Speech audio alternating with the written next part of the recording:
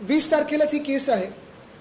आपल्या माध्यमातून मुख्यमंत्री महोदयांना मी या हजारो मुंबईकरांच्या वतीने सांगत आहे, विनंती करत आहे की 20 तारखेला जी केस असेल, म्हाडाचे जे कोणी वकील असतील ते, राज्य सरकारचे वकील असतील ते, मग एजी लागले तर एजी, केंद्र सरकारचे जे कोणी असतील ते, हे तिथे उभं करून ही सुनावणी होईल ह्याची जबाबदारी स्वतः मुख्यमंत्री महोदयांनी घ्यावी.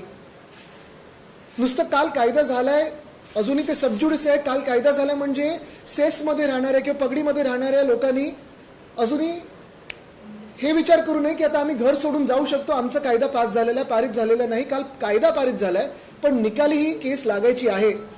म्हणून कृपा करून कोणी जर तुमच्याकडे जागा मालक आलं, बिल्डर आलं की बघा आता तुमचा तर पुनर्विकास होणारच आहे, विकास होणारच आहे, घर सोडून जा, घर सोडून जाऊ नका. बाहेर देखील आम्ही ज्या मागण्या मांडत आहोत, मग शिवसेना उद्धव बाळासाहेब ठाकरे पक्ष म्हणून असेल, पगडी एकता संघाचे मुकेश आहेत आणि अनेक असे लोक आहेत जे आमच्यासोबत काम करतायत. इथे मातोश्रीवर प्रत्येक आठवड्यात वेगळ्या वेगळ्या चाळींसोबत, इमारतींसोबत बैठका होतात आमच्या.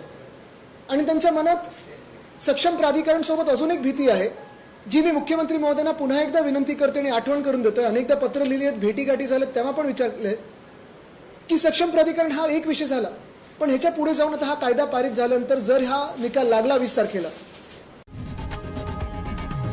लोकशाही मराठी ऐका, पहा, जागरूक रहा.